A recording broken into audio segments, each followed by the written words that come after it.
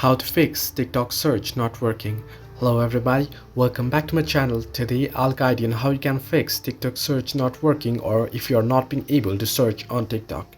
Well, process itself is quite simple and easy since it's just a normal bug that normally appears within the apps.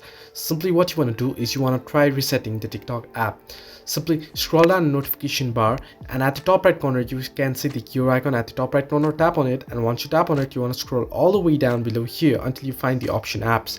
Now on your apps, what you want to do is you want to scroll down either, or you can search it from the search bar for TikTok. Now once you tap on it, open it up TikTok and scroll down and head into stories. Now on stories at the bottom of your screen you can see two different options here. You can see clear data and clear cache.